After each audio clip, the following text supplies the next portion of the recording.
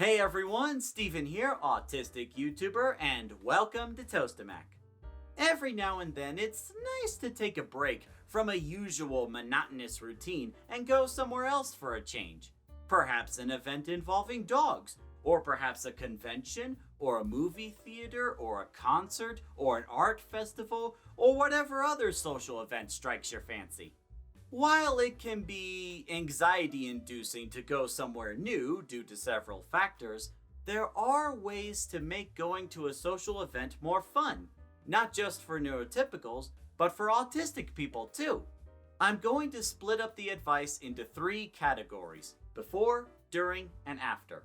If you've seen some of my autism content in the past, you're probably familiar with some of the advice I have for the before phase, such as giving the autistic individual advance notice so they can mentally prepare, doing your due diligence and research the social event ahead of time, as well as bringing materials in case you need it, like a first aid kit if someone gets a boo-boo, or sunglasses if it's too bright, noise-canceling headphones if it's too loud, or sensory toys if they want something to play with. So, we're not going to focus too much on those steps, since we went over them before, but just know they are important.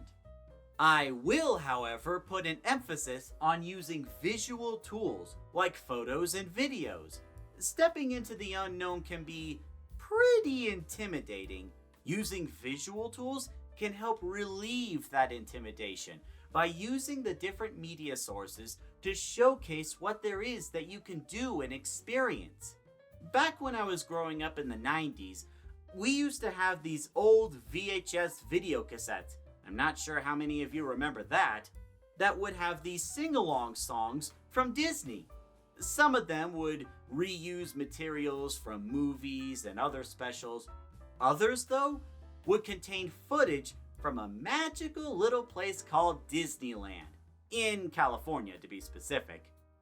There was so much to see in that footage to go along with the sing-along songs, as it showed various places of the theme park, like the food court with Winnie the Pooh. There was a Star Wars ride called Star Tour, if I believe. There was also a haunted house at one point, a water slide. There was so much, and I was captivated by all of it. I mean, I probably watched the video cassette over 20 times at least. When the time came that me and my family would experience this for real, I was already well prepared and excited for what was ahead of me, all because I had that video cassette ahead of time. And I'm pretty sure I don't have to say this, but with the internet nowadays, there is no shortage of photos and videos for you to look at for the social event in question. So go take a look, see what there is to see. Wait a minute. If you look through videos about the social event, doesn't that spoil the whole experience for you? I wouldn't go that far. No matter which media source you choose, it can only show you so much. And even then, only from the perspective of the one capturing it. You cannot get the full experience from just photos and videos by themselves, nor are they supposed to give you the full experience, just a glimpse of what the possibilities are. Believe me when I say, as a former freelance photographer with 3.5 years of experience and exposure to all different kinds of venues, all the photos and videos in the world cannot give you the same feeling as though you were actually there. Only by experiencing the social event for yourself can you get the experience of excitement, anticipation, wonder, and curiosity that you simply cannot get from the other side of the monitor. Wait a minute. No, wait, don't leave! I'm not done yet! Oh, great. Now look who's messing up. You know what? That's fair. I deserve that. Anywho, while you are doing your due diligence in advance, you could choose to contact the people running the social event to see if there are any designated quiet places or any accommodations they can provide. Some locations, like Sesame Place, have designated quiet places, but that doesn't make it guaranteed for everywhere else. If it turns out the event in question doesn't have a designated quiet place, try asking the staff members for recommendations in regards to where in the event would be your best bet. By getting the information ahead of time, you can plan accordingly no matter where you go. Knowledge is power. Here we are at the during phase, the day of. And you might be thinking about planning a schedule for this social event. Like you want to be over here at this time, or you might want to be over here at that time.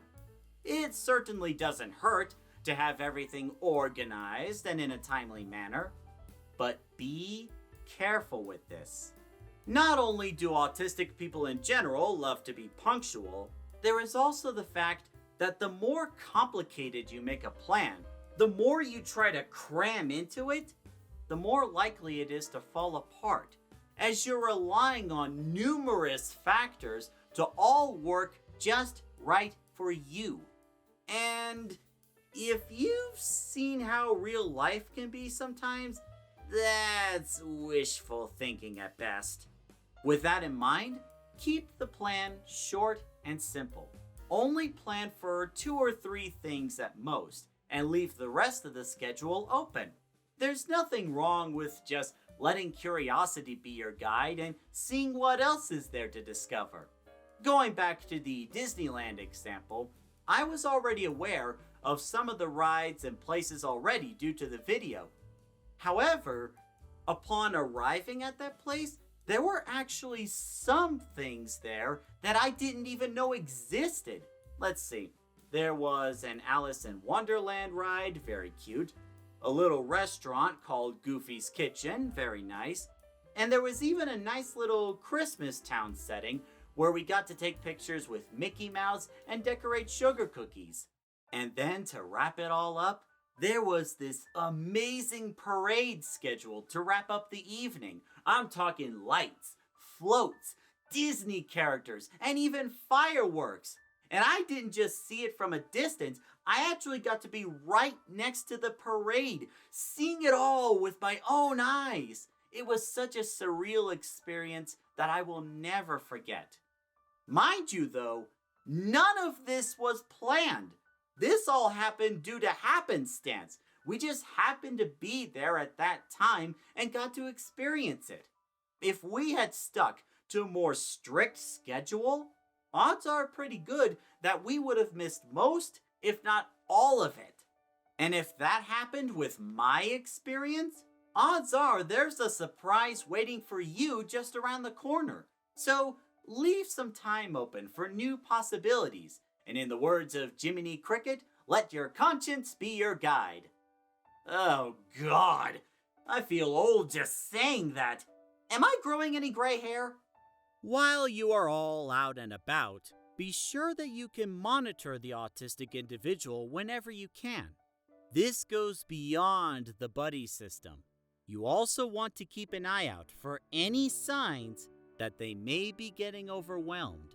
If you see the signs, just ask them, hey, do you want to take a break? Or, hey, want to take a moment to go over there where it's more quiet?